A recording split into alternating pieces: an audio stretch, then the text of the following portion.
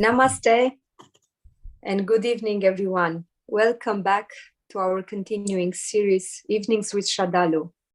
Namaste, Sraddhalu. Namaste, happy to be with all of you. We are happy to continue our series. Today, part 125, and our main topic will be questions on the mother and soul relationships. During our discussions, you may freely ask questions in the chat box related with our topic from today. I will ask Sraddhalu to give us some answer on Linda's first question.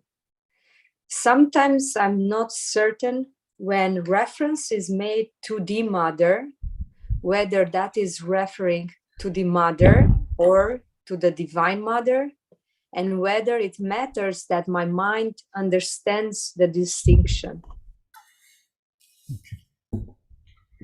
Yes, this question comes, and I think will come up more and more prominently over decades, especially as this particular form in which we have known the incarnation that we call the Mother of Sri Aurobindo Ashram, as this particular aspect of form becomes less prominent to children who grow up later, who are born later, and so on.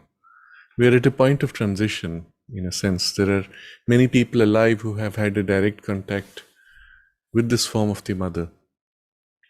So I'm going to answer this on several levels, beginning first with the most general distinction of the Mother and the Divine Mother. Of course, when we speak of an incident or a narration or specific words from the Mother, it is what this particular form that we know as the Mother spoke, wrote, incident around her, etc. Otherwise, we will speak of the presence of the Divine Mother or the descent of the Divine Mother's force, and at which point it is the Divine Mother. But is there a distinction? If you feel a distinction, then there is one. If you don't feel a distinction, there is none. But I want to elaborate on this point of the distinction. I'll share an incident when my biological mother went to meet the Mother the first time. Yes, she had been told certain things, but her first instinct was to ask, because she had been told from her childhood by her father that don't just bow down to anybody who is a spiritual seeming person, because not all are genuine. And so her first instinct was to ask, I will bow down only if you are that Divine Mother whom I have been worshipping. And so from within her came the question, are you that? And immediately the Mother responded with an affirmation, with a gesture of affirmation, but also at the same time the direct contact of the affirmation and the confirmation. Having felt that, and then having recognized her as that same Divine Mother, of course she then bowed down, and subsequently when she came down, she had the darshan, the vision of Shiva, just on the samadhi in his huge poise. These were direct experiences confirming the identity. Others may not have had things in such vivid form. Sometimes it is only a soul's recognition. You're reading something and you realize, oh my God, this is it. I remember this was a Frenchman, I think Gilles from Auroville, who shared how sitting in France, he starts reading Sri Aurobindo's writings, and something deep within awakes and says, this is it, this is truth speech. The recognition of this kind does not take place in the intellect, it does not take place in the emotions, it is always the soul recognition. Or another incident which I heard just a couple of days ago from a friend who in Gujarat was bored of reading his medical texts, asked someone, give me some other book which I can read. He brings a book in Gujarati translation of Sri Aurobindo's life, and as he reads it, there's the recognition, this is it. The reading story narration, would have been very superficial. It was a small, slim book, but the soul's recognition was distinct. My teacher, MP Pandit, narrates how when he was hardly 10 or 12, he goes into his father's library of law books. And you know how these are. They all look exactly the same. And they are the law, court cases, judgments, and so on, going across decades. They all look exactly the same. Yet his hand goes to a particular book, and when he opens it, he sees Alipur bomb case. And there his eyes fall on the name Aurobindo Ghosh. And that triggers automatically within him the repetition of the name. And this is so significant that he writes to his teacher, Kapali Shastriya, who's in the ashram in Pondicherry, but without, because it was a secret thing, without saying that he's in Sri Aurobindo's ashram. And so Shastriya writes back to him, because again they had to maintain secrecy because of the British government wanting to prosecute Sri Aurobindo. So he maintains secrecy by writing, as you grow up, you will know the full import of this experience. I'm pointing to these as examples of the soul's recognition of the divine in this particular form of incarnation in the biological body. When that recognition is there, it is not always necessarily felt in the mind or in the emotions or even the physical senses. It is sometimes felt, sometimes it is not. Eventually, though, if the soul's recognition is clear and persistent, it begins to overlay. And then the distinction becomes irrelevant. This would not be the case for every spiritual teacher. You see, one can and one does in every tradition look upon one's teacher as a spiritual teacher, guide, master, incarnation, avatar. One could give any degree of identification with the divine.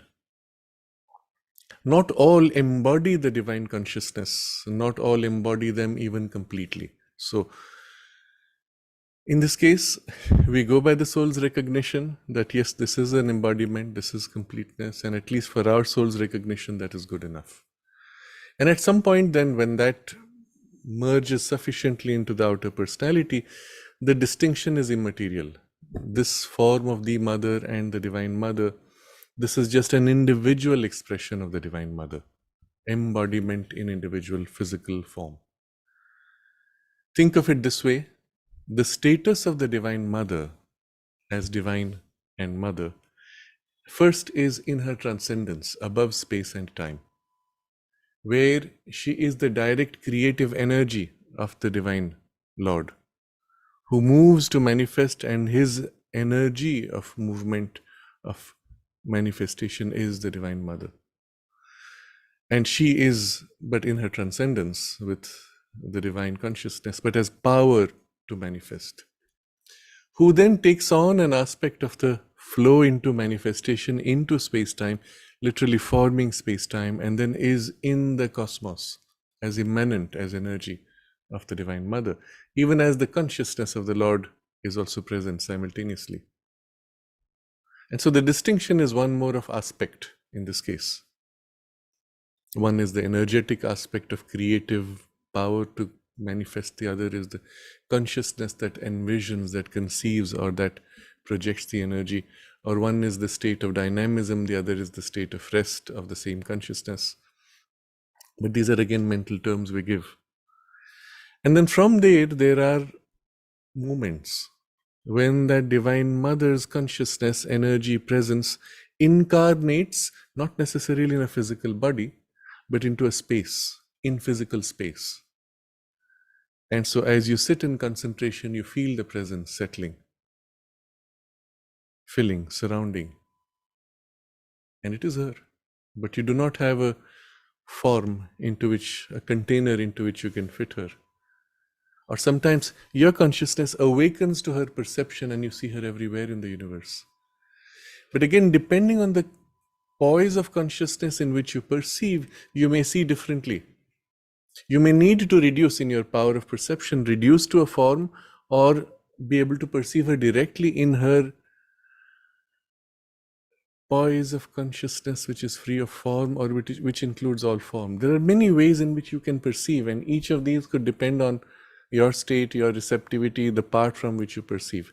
I remember an incident which is from one of the, so to say, builders of the Gloria land farm of the ashram. I don't remember his name, Manindra. He narrated this incident that at some point he felt, because the mother is here in Pondicherry, he was on the outskirts involving a drive of at least half an hour without traffic. And he felt he was too far away. And he went to the mother and said something to that effect. And she told him, but I'm there with you all the time. And then there is the physical mind that says, yeah, but I don't see, I don't feel. And then he had this incident. He narrated how, I think he was working with some machine or a tractor or something, and he fell. And his head knocked on the ground. But from the point from there, when he got up and looked, he saw the entire periphery of the Gloria Land farm. Everywhere he saw the mother standing.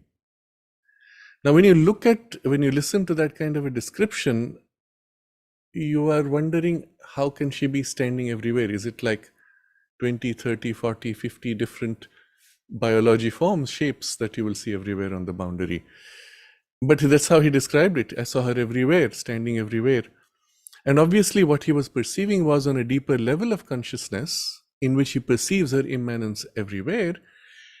And his imaging power of the mind, or intelligence, or the more physical part of the mind, which needed the knock to kind of wake up to its own deeper truth, that is translating it into form that he can recognize and understand. You see? So registration can take place on many levels. There is a deeper registration where she's everywhere, and there's the sense of the boundary. And then there is this other part, the more physical part, which needs to image it in physical form, and so on. All this is to show you that there are many parts within which we can receive, perceive, enter in relation with, and according to the part's capacity and the requirement, the perception changes, is different, or is of a different order or grade of consciousness altogether.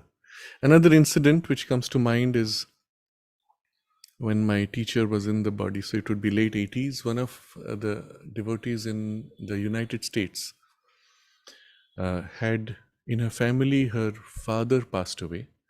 They were in the church. She and her mother were standing, in front was the coffin.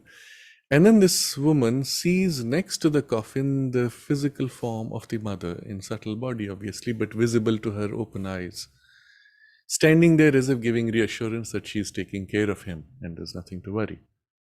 And at the same time that she sees her mother, who was a Christian Catholic, I think, said, "Oh, look, there is Virgin Mary." So the form of the Divine Mother is registered in your consciousness in the way that you are familiar, in which you would recognize her, in the form in which you would recognize her. But herself as presence is not bound to any one particular form. And therefore, when she is present in a more individualized aspect, you see her in the way you would naturally register. So there is this universal aspect of an immanence, which also then individualizes in a sense of a form, but then each one would tend to register the form in the way that is more familiar to them. Again, there are degrees. There could be a more extreme material aspect of the form, in which case you may not recognize her in a familiar way, and you would still have recognition. If you took pains to become very quiet, you would have the recognition from the quality of consciousness.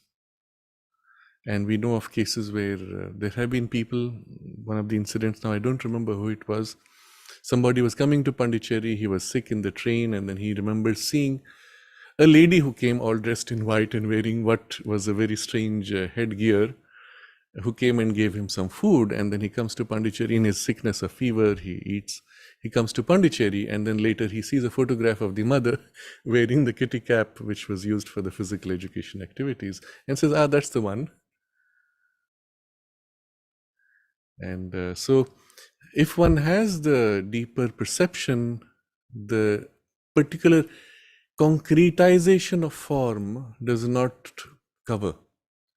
When you do not have the inner perception, the form may get so concretized that you would still see as almost a material form but not recognize what was behind. I remember another incident which was narrated to us by a devotee in Delhi. He was very sick for many years, and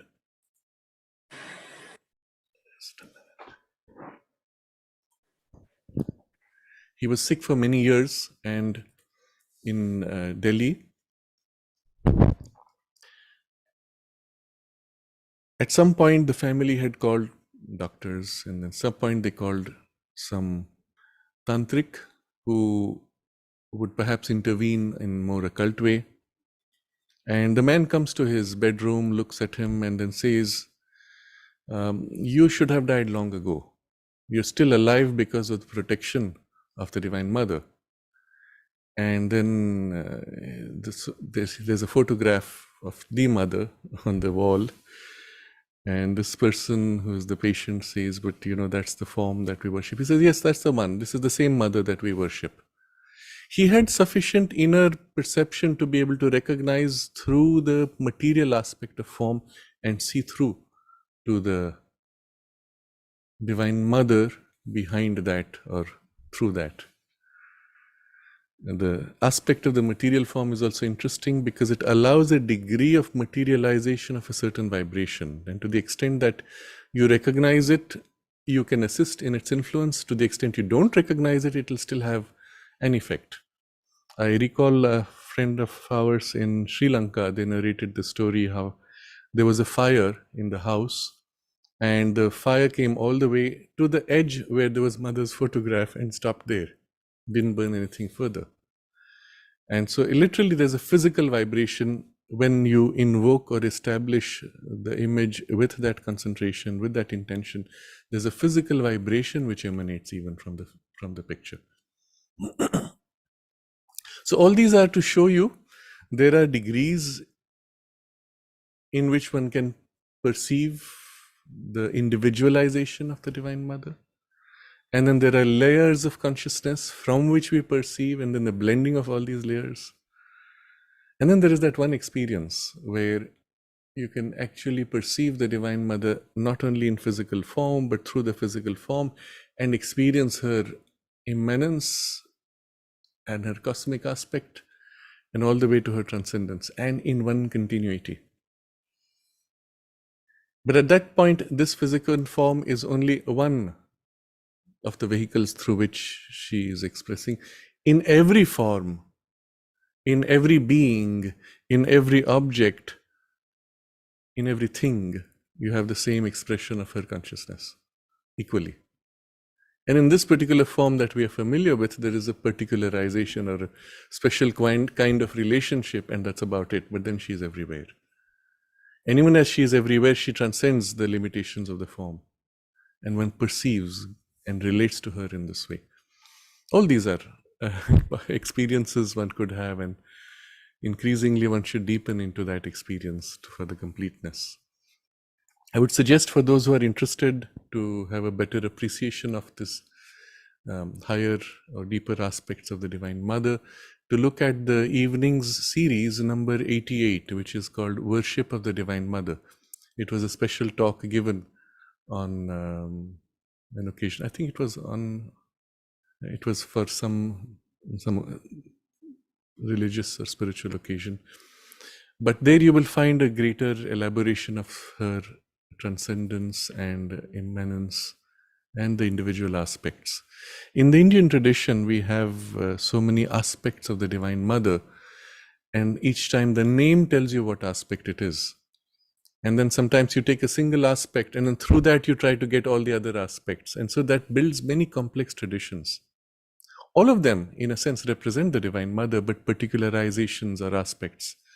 There is, of course, the aspect of Parvati, which corresponds to the Shiva aspect. There is equally the aspect of the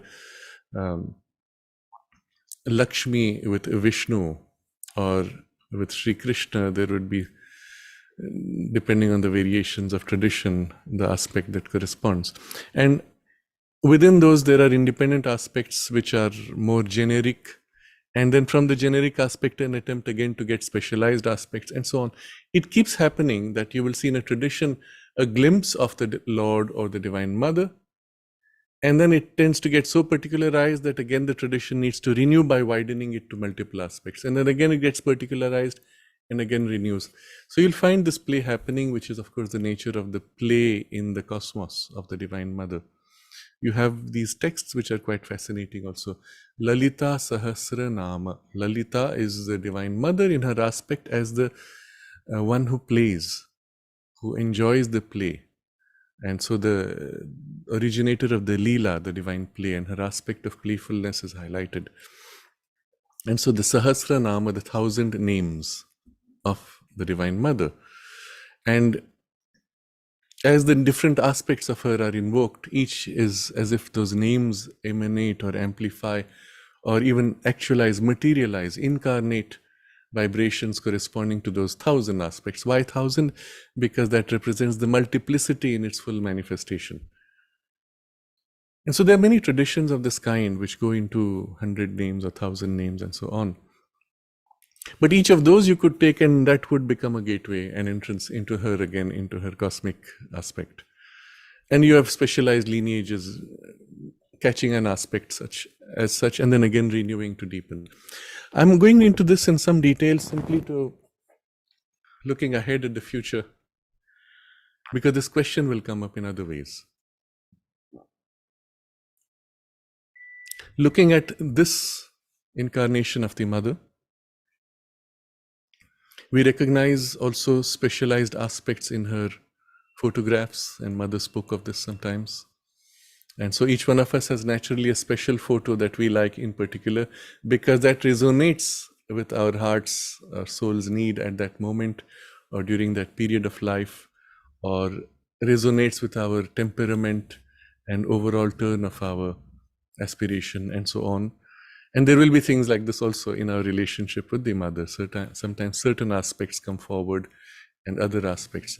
It's interesting, we've had many people having visions or experiences of the Mother, as I narrated one before, where they see her with the kitty cap, and that's one of her very dynamic aspects when she's working in the physical consciousness.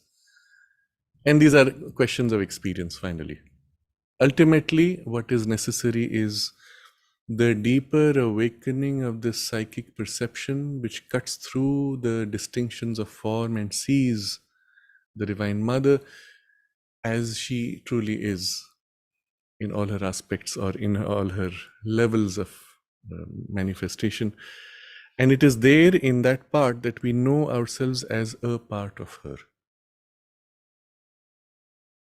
And it is there that we have the most intimate, the most close relationship with her. And when that grows more and more, or when that influence fills us more and more, this distinction becomes irrelevant. So I think I've taken the question as a starting point, having answered it on its most immediate level also. I've taken it as a starting point to something much deeper that we will see. We do have strange things happening even in Auroville and in our ashram, where students, teachers will make comments where they don't feel a relationship with the Mother. We have students in the ashram school who will say, but why do you talk about her? We don't feel it. Or teachers in the school, in Auroville, who say, oh, there's a picture of her. The child asks, who is that? Oh, that's an old woman, and that's she wrote some things. Stops there. They feel nothing. And you will have people like that. And then you will have people who look at the photograph and feel immediately the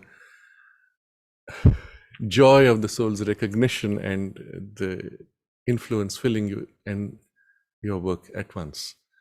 And that's all right, according to each one's need and readiness or recognition. I've seen also people in whom the inner recognition was there, but the outer mind formation was stuck with certain ideas and fixed images and could not see through here. Although the inner recognition was there, they felt the call, they felt the affinity of the soul's closeness to the Divine Mother, and yet here was a fixed mental idea coming often from religious or other past formations that, oh, but this can't be that. Okay, then it's not for you, at least in that part. But in the other part where there was the recognition, it is she. So all this is just to give you a big, complex picture of all that, all the variations in the experience. I think we've done justice to the question using it as a starting point. We can go to the next. Aditya is asking, how is mother going into subtle world in subtle bodies different, or is it same from what Ashupati did in the book of the Traveler of the Worlds? Yes. In the text of Savitri, Sri Aurobindo uses the narrative of the story in the Mahabharata as a base to draw something much more complete. But at the same time, he points out that even that story in the Mahabharata is the remnant of something more deep, more profound that has actually taken place. And so he as if draws back that thing and then uses it as a base to give as complete an expression as possible through human language and the human vocabulary and the form of ideas that the human mind can hold to something which goes really profound. In the narration of Ashwapati's journey, starting through the subtle physical worlds, as he goes all the way up the hierarchy of worlds and then into the deeper ranges of all these worlds and describes their relationships between worlds, the denizens and beings and powers of those worlds and so on. He has made as complete an account as can be practically done, given that there is a limitation of the words and the context of the Savitri poem itself. The bulk of this is his direct experience. And so Ashwapati is in that sense Sri Aurobindo himself, in the way the symbolism holds, is at the same time, the mother herself has been through all these worlds and these experiences, and we know some of it as she has described in many of the incidents that she has narrated. Apart from her early explorations, which were part of her occult training, there is so much more in which she goes, which is way beyond any occult training could offer to you. She describes in one of the very casual conversations about sleep and the best way to sleep, she describes how you should be able to step back from your physical body and put it into a complete state of relaxation, and then step back from your emotional, vital life energies, put that into a complete state of relaxation, and then withdraw from your mind awareness and put that mind itself in a complete state of relaxation, and then keep going layer by layer. And she just describes it like that until you reach all the way to the Satchidananda. And you rest there for a few seconds. And then as you come back through the layers, obviously that vibration now infiltrating all the way to the most physical, as you wake up, you have the most complete regeneration and freshness. Now it's just described in one or two paragraphs. In a casual conversation she's having in the questions and answers in the classes she was taking in the playground. She's obviously done this. She has mastered that whole process. She was doing this for years. When there's a letter of her, she writes to Andre, her son, where she says that for the last 15 years I have not slept. And then she explains, not in the conventional way where you lie down in a bed and go to sleep for so many hours. She said, I have my little couch. I don't even have a bed at that point. This is in the very early years of the ashram. She has only a couch on which she's sitting. And she says she goes into deep trance for 15 minutes, during which time she does this whole process, touches the Satchidananda, brings back that influence for the full regeneration of her entire personality, all the layers down to the most physical material.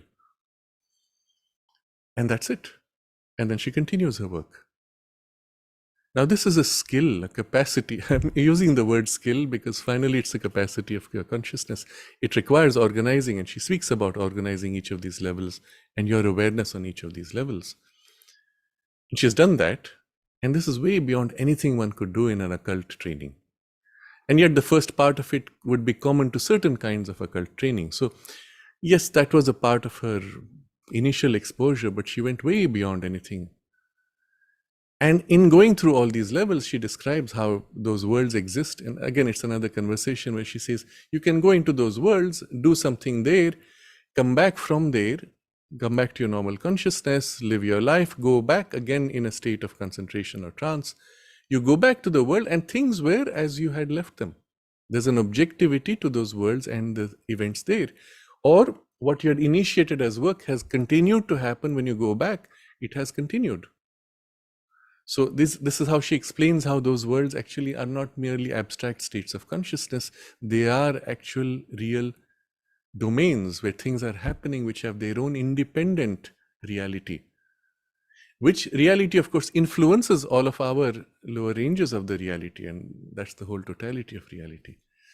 And the ease with which she could go through all those worlds, all the way to the Satchidananda, which means already through the overmental and the supramental ranges, even if it is done in a brief, rapid passage just to link, that means she can pause there and then enter those worlds and explore those states and act from them and in them with the same ease. And we have discussed some of this in one of the recent talks, how she was creating links from the overmental gods to some of these human vessels. The ease with which she could do that is only possible because she is equally, fully mastered there in those domains as here.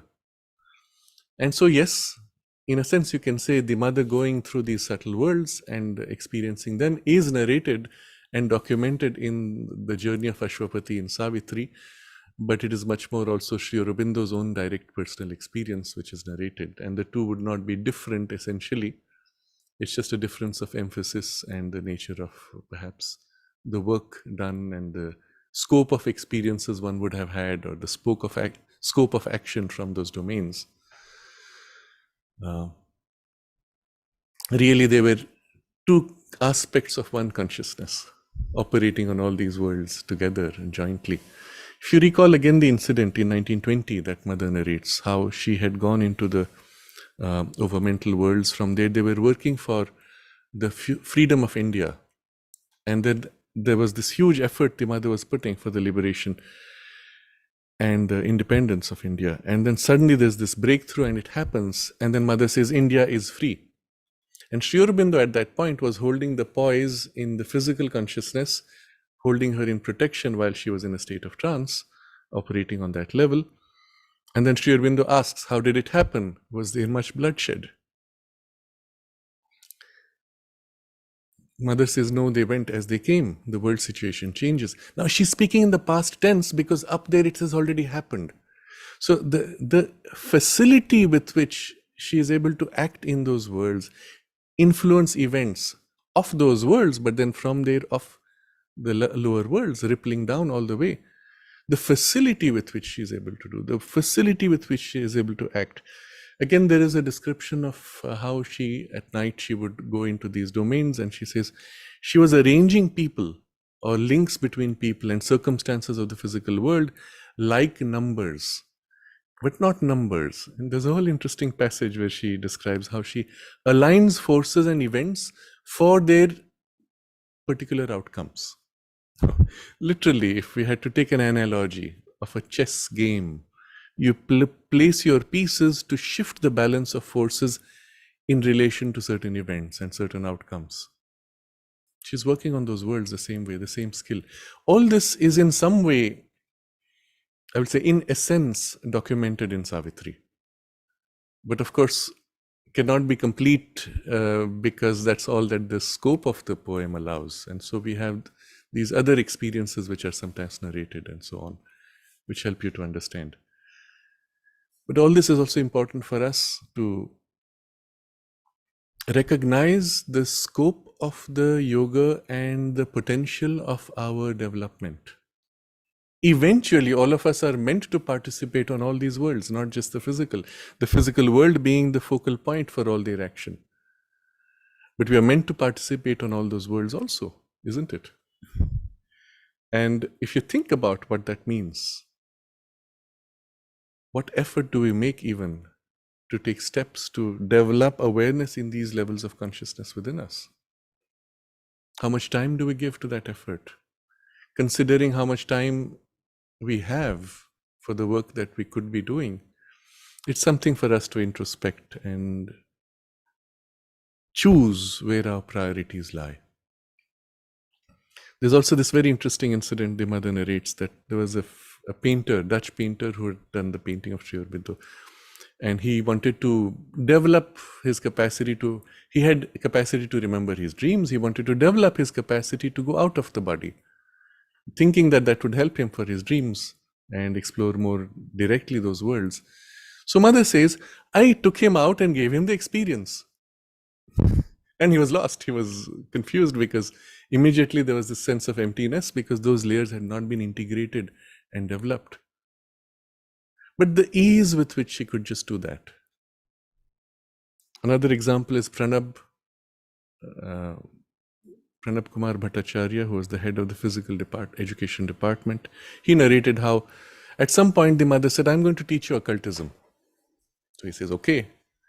But mother's so busy, she gets free only after midnight, by which time he's really, really sleepy. And then she's trying to teach him something. So first thing, she took him out of the body.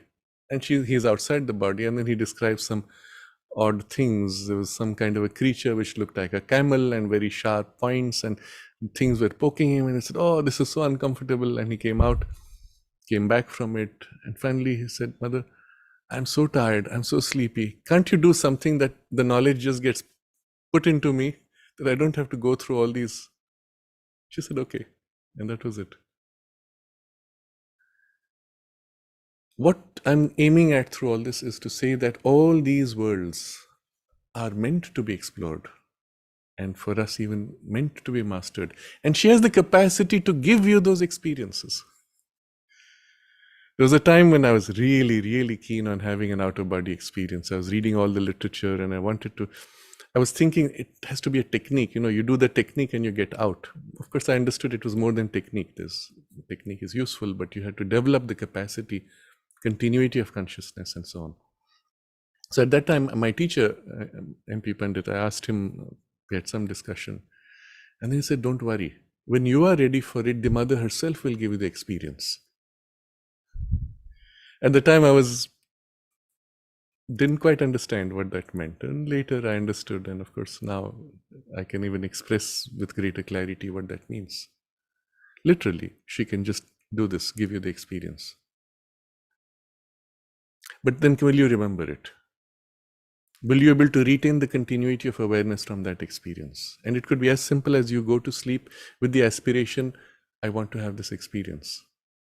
Connecting yourself to her, you go into sleep and she can give you that experience. If you have a little bit of the thread of continuity of awareness, you will recall a dream I had, some very interesting dream, and that's it. But if you've not built that, given an experience, would you recall? So there's enough knowledge given to you, but also her active help for you to develop that capacity if you so choose. And it's choices we all have to make. Not all of us might find that interesting, but whatever we choose, at least to begin to work on ourselves with her help and do rapidly what is possible. I think again, I've taken the question as a starting point for a much broader discussion. We can go to the next.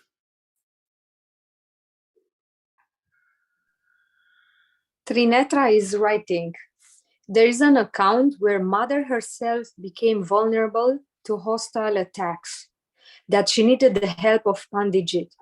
How is it possible for Mother to have such an affliction? Mm-hmm. Given that, and the question is really about this, given that it is an incarnation of the Divine Mother herself, why would she need anyone's help, or why would she be vulnerable to such attacks? So first of all, we make one correction. It's not the way the questioner puts it. It's not that she needed his help.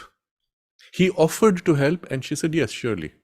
And then he did it through his way of knowledge, through a certain tantric ritual process. And the mother said it helped her physical body. And so she wrote him a note saying, this body is grateful to you for the help. But again, this body's help, because it was an intervention at the vital physical level of a protection, she could have done it on her own. He offered, she said yes, of course, but she could have done it on her own. It's not that she needed his help. Though, Now we have to understand also the nature of the way the incarnation works. In incarnating, she is taking on layers of substance of each of these worlds all the way down to the most physical. At the level of the physical body and the substance of physical body, the biology is vulnerable. So you poke a needle, well, it's going to hurt. It's going to bleed. If there's a knife which pokes, well, there's going to be a cut. Of course, from higher levels and from deeper levels, one could push forward a certain power to build immunity temporarily or even permanently. But in the process, though, she would be disengaging from the identification with humanity and the human body consciousness, through which she was infusing her own higher experiences and evolution into the collective consciousness. You must understand this is the nature of the work of the avatar. In identification with humanity to lift and shape, and in the process imprint that change into the collective consciousness as a ripple effect that we spoke of, I think, the last time, that influences and changes human consciousness. If that identification is not made, then the point of the avatar is lost. Someone comes, makes a miraculous change, and then you say, oh wow, yes, of course he was divine incarnate. It changes nothing. I cannot do anything. This was the case, in fact, for some of the Vedic rishis who had experiences of the supramental consciousness on an individual level. So the memory of that is there in the cosmic consciousness, but the imprint of that in the collective consciousness is not yet there. And so Sri Aurobindo had to do that from scratch for this purpose of infusing it into the collective. So all this is to say that vulnerability on a physical level would be necessarily an incidental aspect of that identification. There's even an incident, Mother says, where the people who were with her normally as her attendants had for some reason gone away, and there was a whole group of people that walked in to see her, and they were not devotees. It was a mix of some political and other types.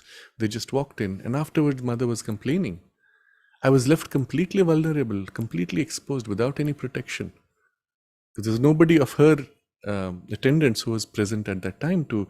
And she says, in case somebody attacked, she would have had no defense.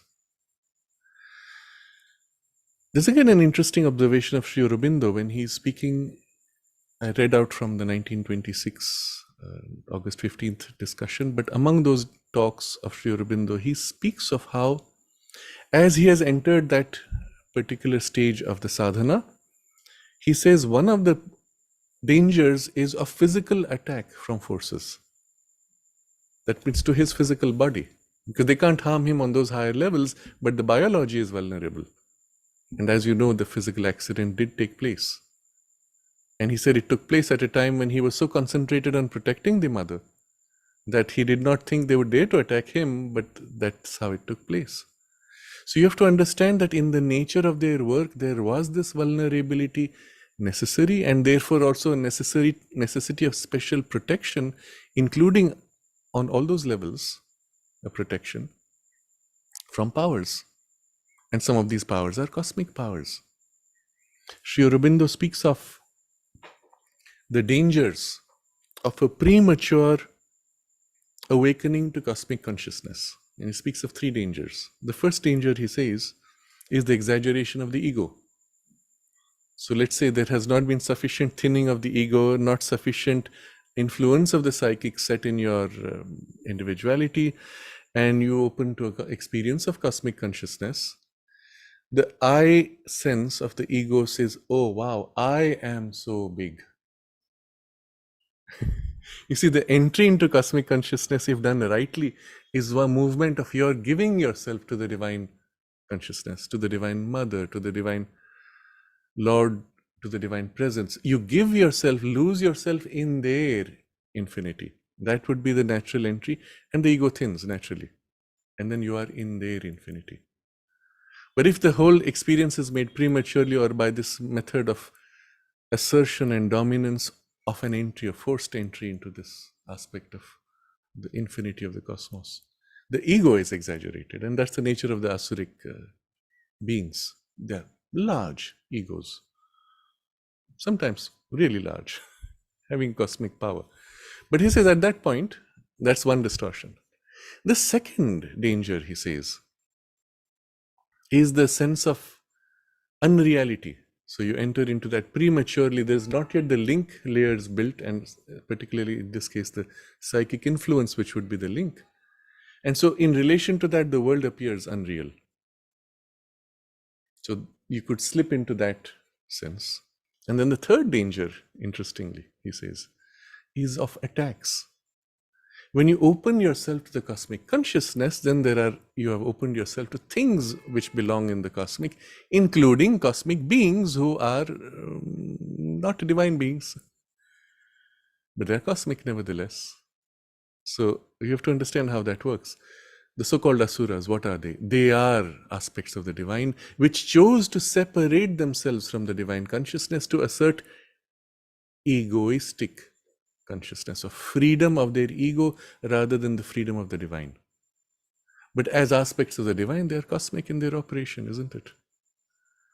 So Mother speaks of how the being of light becomes being of darkness, being of life becomes being of death, and so on. There are four big asuras. Truth becomes falsehood, bliss becomes suffering. But there are four beings, conscious beings, and they have, like the gods, they have a life of their own and an awareness of their own and a power of their own, operating on a cosmic level. And you are exposed to that now when you open to that, isn't it? No more bound in the biology's protective shield. So that's why it says premature would have all these three distortions. All this is to say the game becomes very different. Sri Aurobindo does not speak too much about it. What we have, I've just given mostly the hints, and the Mother also, just because it's not important for us. For most of us, because we are working in a very different relationship, carried in their protection in the sadhana itself. But there does come a time when, if it is not premature and there is a natural unfoldment, one is aware of these forces, and on some level there are interactions which may take place. And if we have gone through the sadhana in the proper way, then you are also equipped to deal with those interventions. So this is again to come back to the question. It's not that Mother had an affliction which she could not deal with. We have to understand on every level of the incarnation, there could be different kinds of vulnerabilities, all of which are accepted by the avatar for the purpose of assisting this evolutionary change. By building a barrier of invulnerability, there would also be the limitation of the ability to help. Because to help, the best way is complete identification with the person whom you're trying to help, and then a change in the state of identification, which makes the most complete shift. A doctor does that in a partial way, in some mental or vital part. A healer would do that again in a partial way. But there's partial identifications. In this case, for a change of transformation of human nature, it would have to be quite an extreme, complete identification. It is of this that Sri Aurobindo refers when he speaks of the Mother's prayers and meditations. You see, in her prayers and meditations, she is addressing the Lord, and she's describing the struggle and the suffering. So someone asked, is it the Mother's own journey? He says, that is when she identifies with the earth consciousness. And it is her in identification with earth consciousness, turning to the divine and asking for this help, and describing the struggles of the opening and the awakening in the earth consciousness. Earth consciousness meaning this whole, not just the physical earth, but all the evolutionary development of our earth, of all the beings and levels of consciousness, including humanity and all of nature even. To some extent, it would include the whole universe, but with a special focus on our physical earth. And all of nature and the levels to which it has currently evolved. And within that, there's a special focus on the human consciousness into which certain things are being done for this transformation. And so vulnerability, yes, and the more physical the vulnerability as you come down. So there, heat, cold, cuts, attacks, physical assaults, etc. Naturally, there was Sri Aurobindo's protection with her, which was also operating at the same time, but still there's only so much that can be done through that protection when there is a physical vulnerability, as you saw in Sri Aurobindo's own case. There's a very interesting incident narrated by Bansidhar. He was Champaklal's brother and had certain access to the mother during that period. I think it was in the 60s. And he narrates how one day he was about to enter her room. As he put his hand to hold the handle of her door, it's as if there was something which descended on him, which froze his entire body. He was paralyzed. He could not move. He was held in a grip. And after about 1 or 2 minutes, because his sense of time at that point, he panicked, his sense of time was not very clear. At the end of about a minute or two, the force suddenly releases him, and now he can move, and he opens the door and enters her room. And as soon as he enters, mother greets him, and his first thing he says, "Something very strange happened, mother," and he describes what happened. And mother's response, she said, "Naturally, I was changing my clothes at that time." You see the kind of protection which was there, almost at an automatic level, that even on something like this, it was automatically acting as a barrier to protect her. Of course, there was the protection, and of course, this had to be held. Sri Aurobindo, at least when he was in the physical body, would hold at a physical level, being embodied in the physical body. And mother said after he left the physical body, she had been protected so well, suddenly that protection was gone. And she felt totally exposed and vulnerable. And that's when she took the support of Pranab as her personal assistant for the particular quality that he had in his body, and the vitality and strength that he had, that she could lean upon for help. And then there's a very interesting conversation which is narrated, was told to me by Animadi, who was the personal assistant to Nalinida, and she heard it from Nalinida, who heard it from the mother. And what was said was that when Sri Aurobindo left his body, there was a particular grade of vibration of the physical consciousness of Sri Aurobindo that the mother took and infused into Pranabda. And mother spoke of this to Nolinida, who told this to Animadi, who told this to me personally. And then she said, that's why sometimes being in Pranab's presence, you can feel that vibration of Sri Aurobindo's physical presence. It's quite an extraordinary statement, and I'm just conveying it for whatever it's worth now. But that was her capacity. But that was also her way of holding in physical form, in physical vibration, something of Sri Aurobindo's protective presence also. And there's an incident with Pranab, which Pranab narrates. He says, at some point, mother said, "Can I draw on your energy a little more?" You see, because it was a protection, but also a support of strength. And there were times when she needed that to be intensified.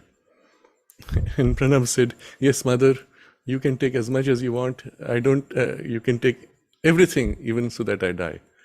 And she said, "No, a mother will never do that." So he narrates that incident also. But this gives us a hint, a glimpse into the complexities of the circumstances on a material level and the vulnerabilities and needs on that level.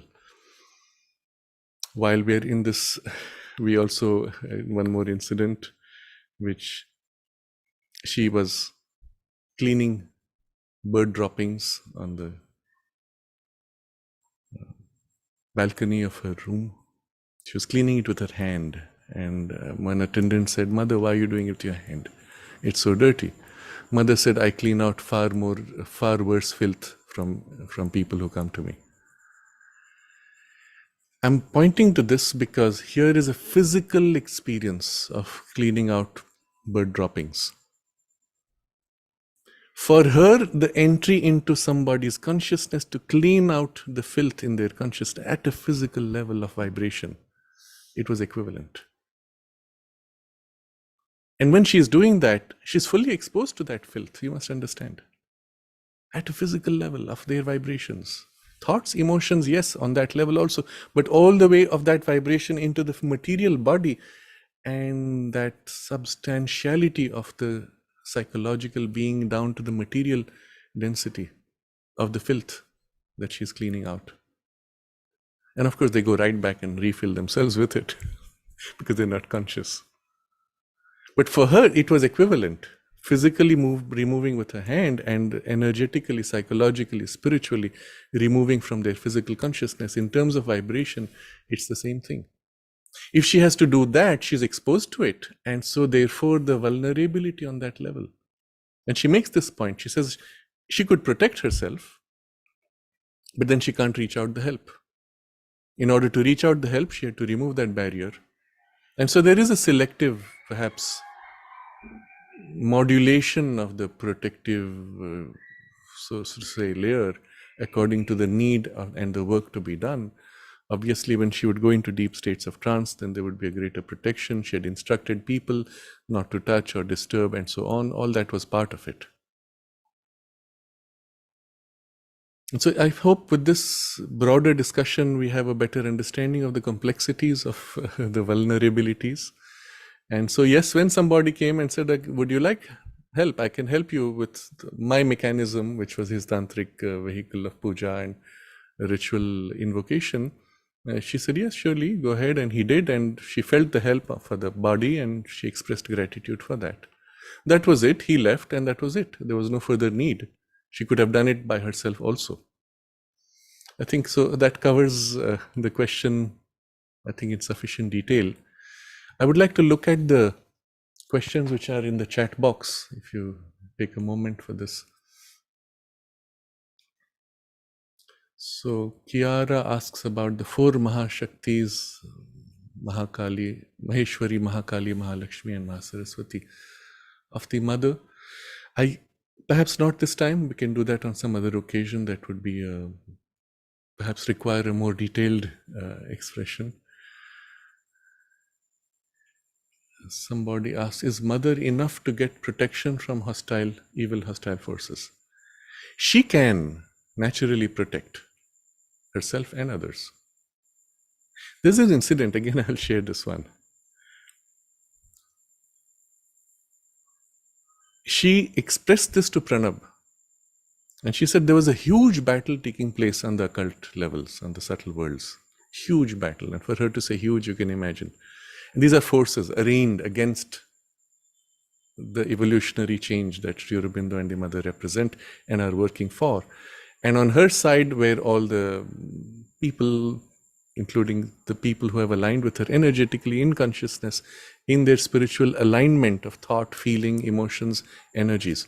Okay, so that represents itself in that world in this form. All the people in the ashram.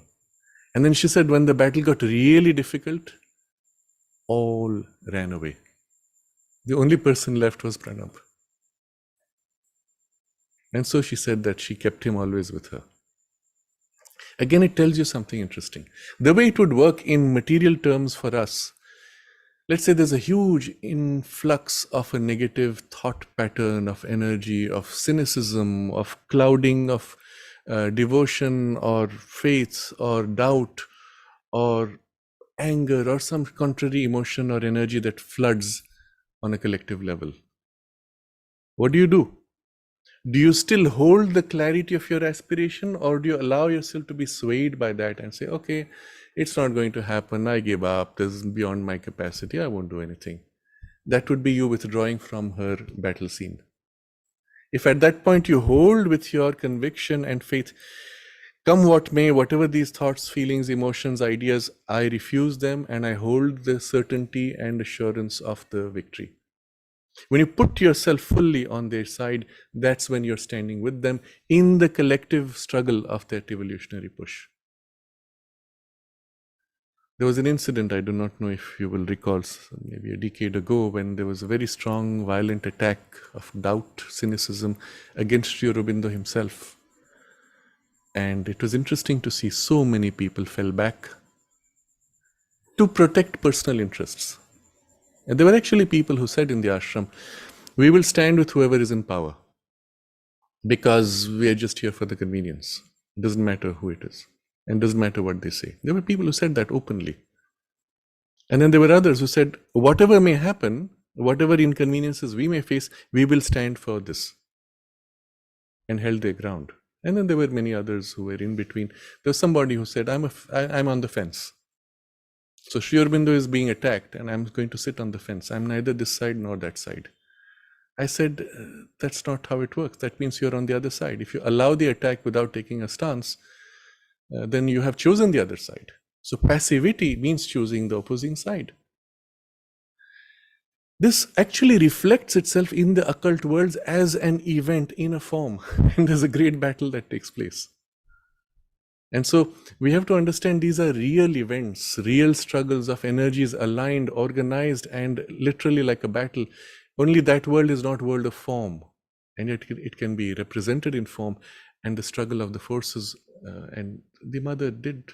And yes, of course, she can protect you on those worlds, in these worlds. But the protection is effective when you open to her. If you're closed, she can't help. Of course, she will help still to the extent possible, but you're the one who's closing yourself from the help. She gives this very interesting example of when Kennedy was assassinated. First of all, she was very distraught because she said that he was the very good instrument through whom so much was being done, and she was about to bring about friendship between the Soviet Union and the United States through him. And that's when the other side went and knocked him out, assassinated him. And she said, if I had known that his life was in danger, I would have done something. Unfortunately, now she goes to help him. He's out of his body. She said he was completely lost in a shell of his own conception of his heavens and hells and ideas which came from the training of his Catholic tradition. And he was unable to receive the help, and there was very little she could do. Similarly, she spoke of a couple of devotees from the ashram who, having passed on the other side, when she came to help, they couldn't recognize her. Now think of what that means. In the subtle body, and you have the mother approaching you, you don't recognize her. That means in that plane, that part had never opened or recognized her consciousness. Here you were in a physical body with physical eyes. You said, mother, thank you, mother, I'm here for you, and I do whatever it is. My relationship stops with this superficial layer. There is not that deeper awakening. Or if the soul's recognition is there, it's quite well covered up by the mind vital sheaths, which do not recognize, are not open, are not receptive. And therefore, when you're thrown out of the gross physical body, you are in your vital mental bodies, you don't recognize. And the soul's light is not strong enough to cut through until those layers shed. Then, of course, eventually that light will come through and recognize. But at that point, not recognizing, there is only so much help that can be given. So, in answer to this question, do you get protection? Yes, of course. But the protection is only as effective as you are open to her and are able to call and allow her protection to act in you and in the parts which are open. So sometimes you're open in one part, closed in another part, or even hostile in another part. Those parts would not have the result of the protection. And so how to connect with the psychic, that will require a longer discussion, and perhaps we have touched upon it before. But I would say simply become aware of the part deep within you, where you feel and know yourself intimately close to the Divine Mother or to the Divine Presence and a child of the Divine Mother. Somewhere deep within you, you feel that, know that. You're not even conscious of that part, but you feel its influence. At least hold that influence and the deeper sense of knowing it and the closeness and your self-giving and loyalty and belonging to her. As you grow more and more conscious of this part or its influence within you, you will find yourself coming in more and more direct influence of the psychic presence within you. That would be the easiest starting point.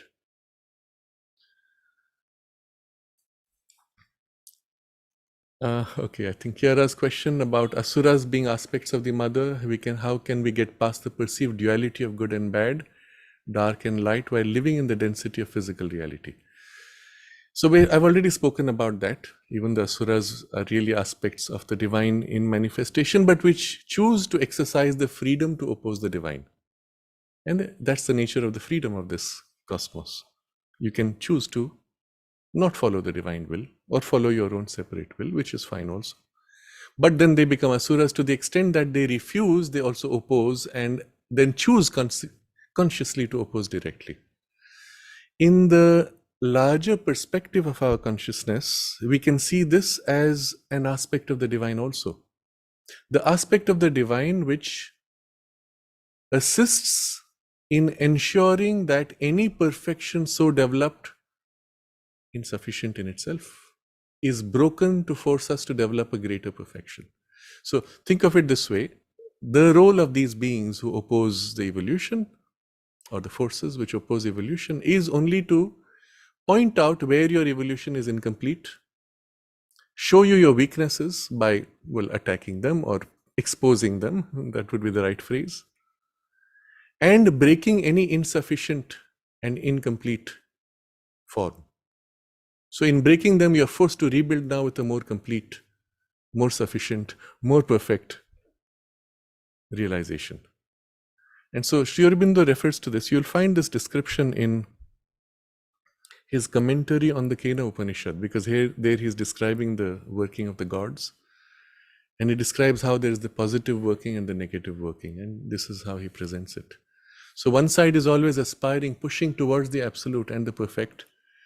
And there's this other side which says, whatever you've achieved now is not absolute, is not perfect, and works to break or expose its limitation, and thereby assists. But both are assisting. And in this way, we do not need to worry about negative forces and asuric forces. We only look at the Divine Mother, and everything else in the universe is there to assist you one way or other. Even where it contradicts, it is assisting you by strengthening you and allowing a greater perfection. And that would be the more healthy way, from a higher spiritual poise, the more true vision of the struggle and the play.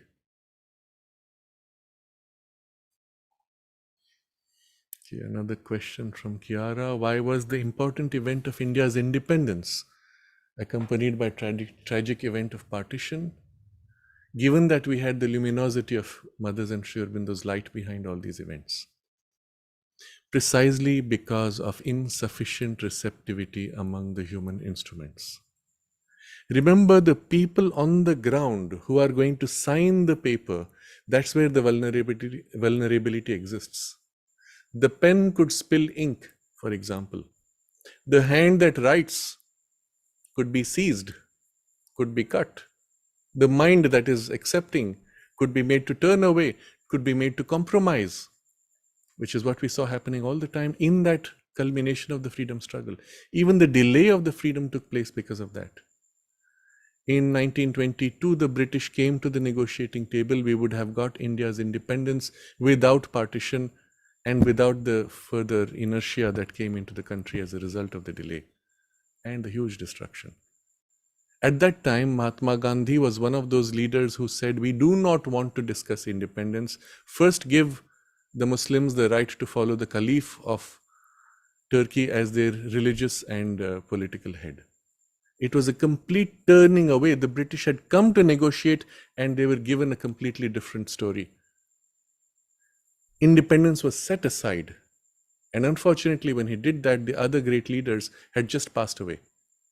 So you can say unfortunate circumstances, but finally it is human beings who are vehicles. And the same thing happened when the last attempt was made to have independence without partition. Sri Aurobindo sent a special emissary to Gandhiji to say, accept the Cripps mission. This was an offer from the British government, from Sir Stafford Cripps, I think, who said, let's give a deal to India where we don't have to have partition. And everybody in England laughed at him, and even Churchill made a joke of him, saying these people don't deserve freedom and so on. But he came, he made his effort, he went back with failure. That was the last attempt, possible even. And at that point, Sri Aurobindo sent a special emissary to tell Gandhiji in writing the reasons why. And among them was, this is our last chance to have independence without partition. And then the positive benefits of that Cripps proposal that India would remain as a dominion state. The British would still be there in dominion for 5 years, and then there would be handover after the World War was completed.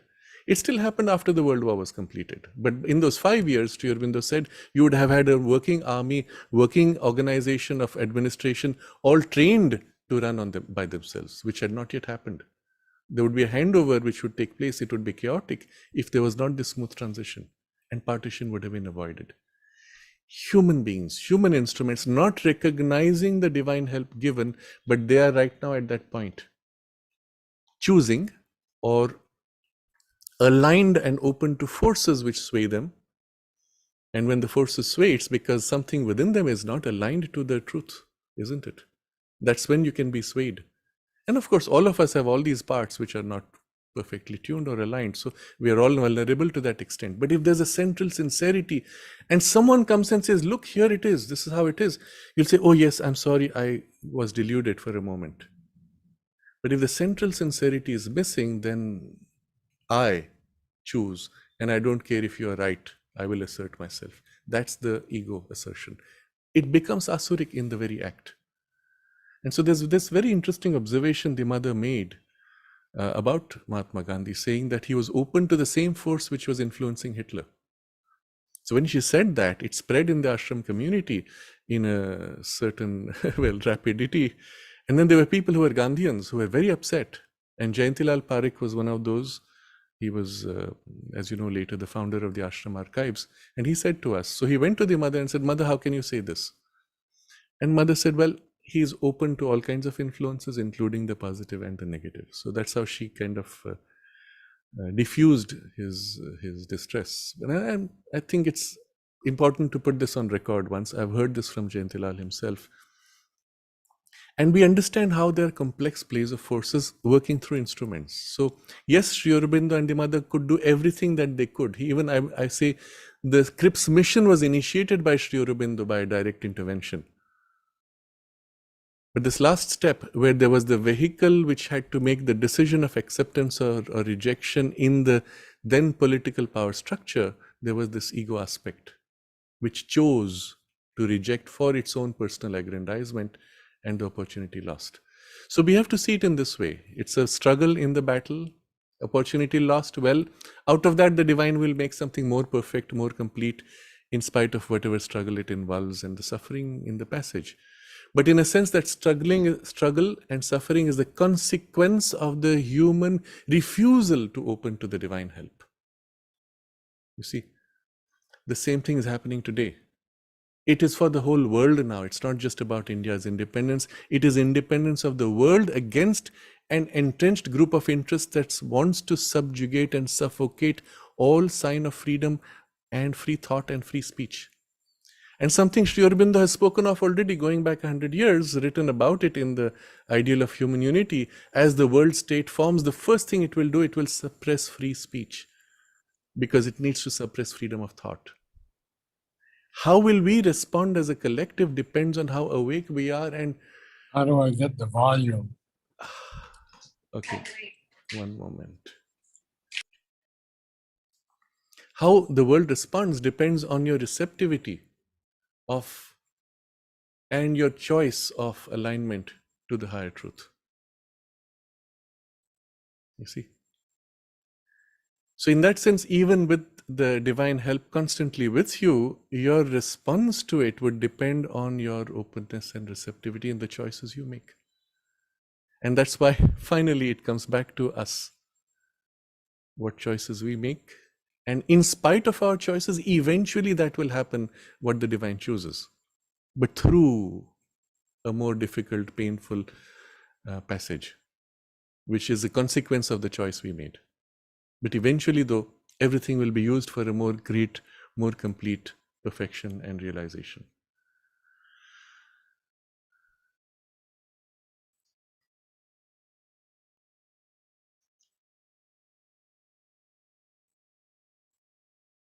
So I'm looking at the questions again.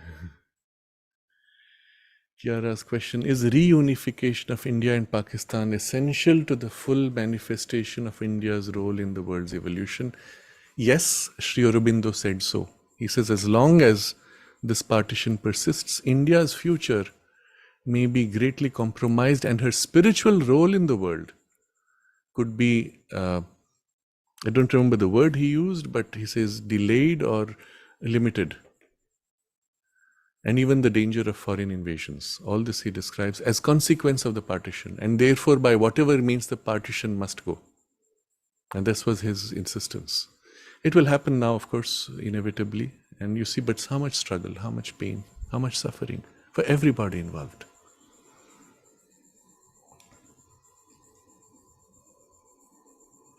So there are other questions which relate to the deeper contact with the mother and the meaning of the darshan and so on. I take Meenal's question, how to be in constant contact with the mother.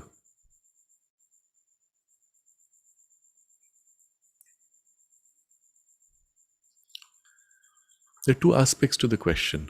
Yes, some part can be in constant contact, but then will all the parts of you be in constant contact? So the goal is, of course, constant contact, but in all of your being. Necessarily in the beginning you can't, you're not even conscious of yourself. So you start with a tiny part, and maybe one part or other. In your thought, in your heart's devotion and love, in your actions, in consecrated work.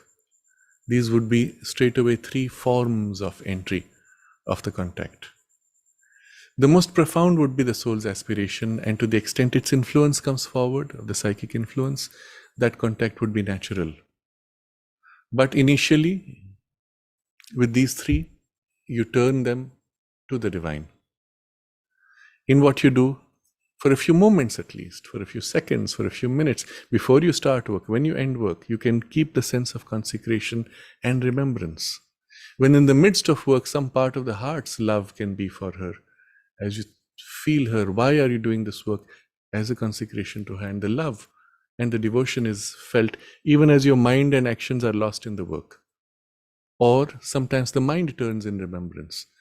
So it could switch between these different parts. Increasingly, then they would begin to integrate, and some part would remain at the backdrop supporting. And if meanwhile the psychic influence begins to fill more and more, that part which is behind would merge with the psychic influence, and something inside would always keep a sense of closeness, intimacy with the presence. And you will be lost in the work in the surface part, you will return and you will feel, it's still intact, the connection is felt, I still feel the presence, and that's it. So that would be still a layer within. To the extent that those parts are now influenced, they receive the help constantly. And to the extent other parts are not, they are vulnerable to all kinds of mixtures.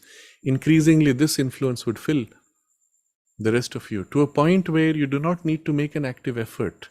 Something always in all the parts of your being is somehow attuned, and when something is wrong, you just feel, something is off.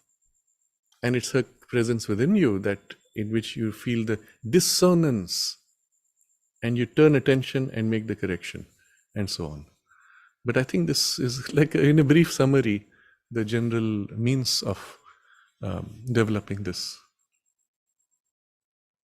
So there were some other questions which I had planned for today, which had to do with the soul relationships, and that's part in the title, but we will keep that for next time, as also Aditya's question of is there a truth in the concept of soulmates?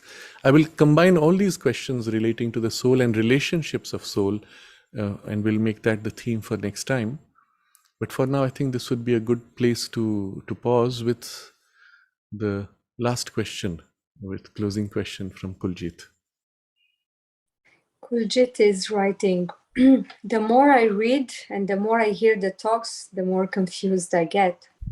I just need help on how to achieve total surrender.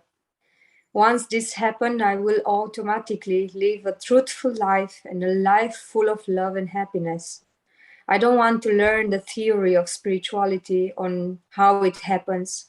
Just surrender 100% and let my inner guru show me the truth and the way. Please help. Yes.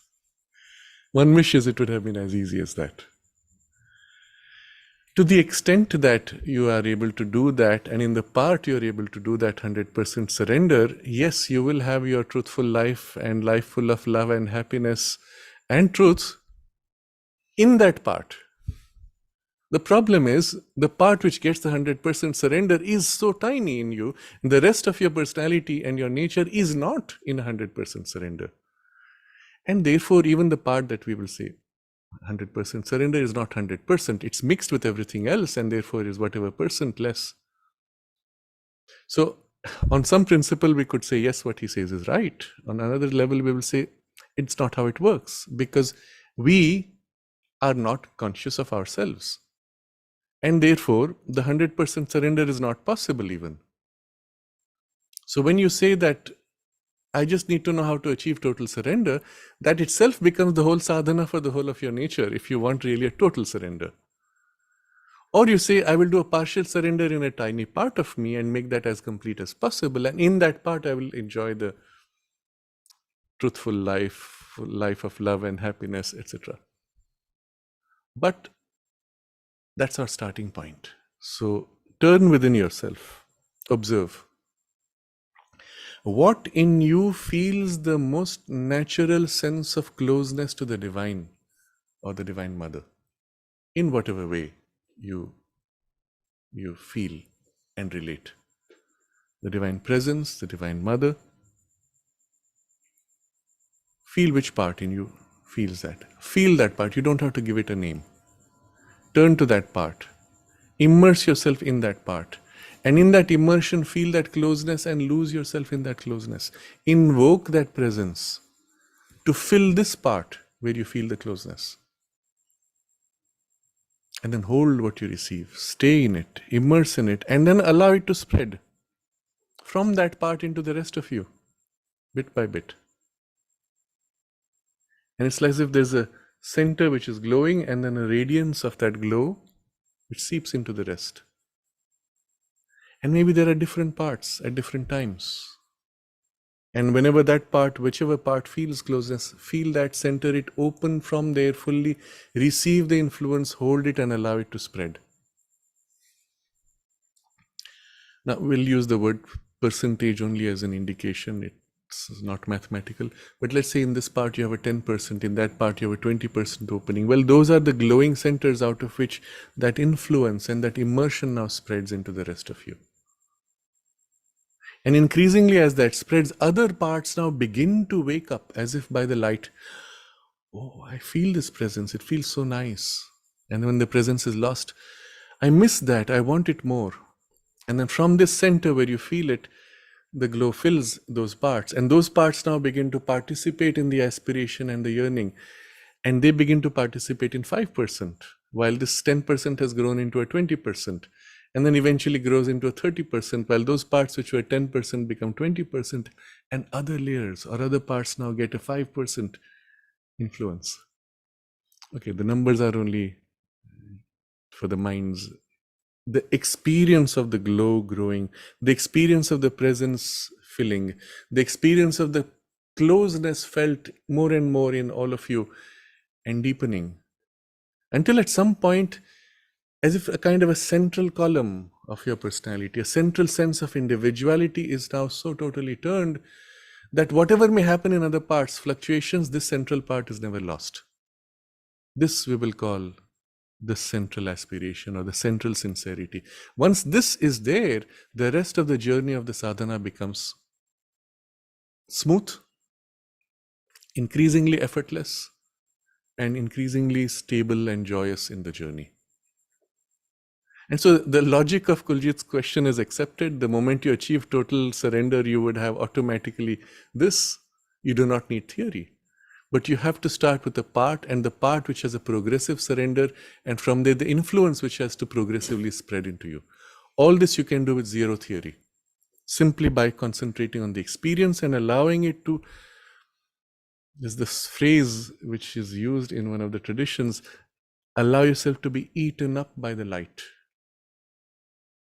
It's as if that central light spreads out and brings more and more of your rest of you into its domain by consuming it with the light and awakening it into the light. And all the journey is then done in this way. No words, no logic, no technology or science or complex vocabulary to confuse you. Pursue this.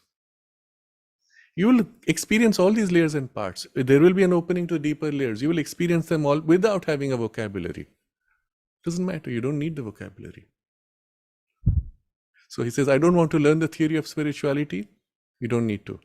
But start with this experience in the part in you that is most open and ready, and from there let it grow into total surrender in all parts. And that's your yoga journey. That's the journey of your spiritual life. And then increasingly, as you are allowing this turn to engage in your thoughts and emotions, feelings, actions, and so on, in your relationships even, to that extent, those parts are being co-opted into your spiritual journey. And this must be done. All of your life must be brought into the ambit of the spiritual journey. Nothing is to be left out. All is to be taken up, turned, divinized, and transformed. And it's as simple as that. No more theory required, isn't it? And the inner guru is not only showing you the way. As the light fills, the inner guru fills with consciousness and knowledge and force and love, those parts, and leads from inside out, even to right action, right expression, right perception, and right knowledge, and even effective outcome of the result of action. All this will happen. And then you don't worry about how much time, as long as it's growing steadily, isn't it? All the rest, of course, because some of us need to understand, because life is so complex, we want to enjoy through knowledge as much as through experience on other levels. That's one level of experience. And sometimes the knowledge can be of help, because when you feel yourself blocked, unable to do, yes, this is what it is, the knowledge can give you the guidance. The knowledge can emerge from inside. The inner guru will give the light also and give you the knowledge and the hint. But to the extent that your own knowledge is currently blocked, wrongly shaped with wrong ideas, that prevents the inner knowledge from emerging. Because you have a fixed idea, it has to happen this way. And you keep trying, and the inner light says, no, but you're not listening to it because you're too fixed in your knowledge. And so the ideal method would be to actually let go everything that you know, everything that you are, all your expectations, all your desires, all your ideas of what should be, how it should not be, including how the divine force should act in you or should not act in you. All those you have to let go and give it all to the divine Shakti, the divine mother, the divine presence, in whatever way you relate, and allow her working. Allow its working. Simply be aware of the presence and the working of the presence and the force, and allow it to do even when you do not understand why it does what it does. Allow it to work in you. And then it will override your pre-existing notions and give you the true deeper knowledge and capacity, and do the work. And that would be the way as Kuljit wants it to be done. Into this, according to your nature, you may have elements which need to understand, which need to participate in a more direct way with a kind of a personal effort or a personal support and participation. All that can, of course, come in to the extent you need. And the knowledge and understanding. For me personally, for example, understanding why the world is the way it is and why things go wrong or don't go wrong, or how the force works through circumstances, all that is extremely useful. And so I love to read when Sri Aurobindo explains this, and I say, wow, now I understand. It's a different way of participating and relating to the divine even, through the knowledge, isn't it? And in that knowledge itself, there is a revelation, and you begin to see, wow, this complex working of the universe is the divine play, and what an extraordinary wisdom and power working through it all, and what a delight. It's a different entry point where the light now grows in the mind and through the mind. So it's a different center. They each operate according to their characteristic way. If possible, everything within you, turn it to the divine.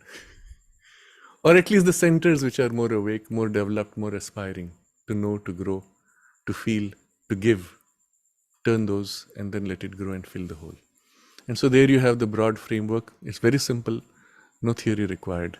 Simply put into practice. Give yourself with love entirely, exclusively to the Divine Mother, the Divine Shakti, the Divine Presence, the Divine Energy. With love.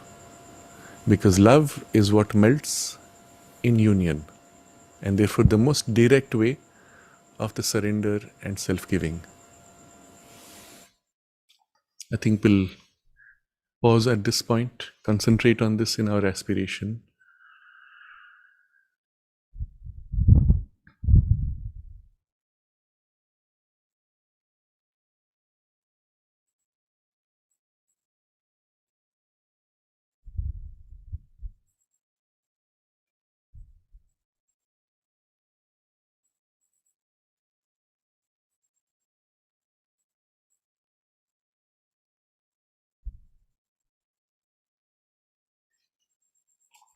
Namaste. Namaste. Thank you very much.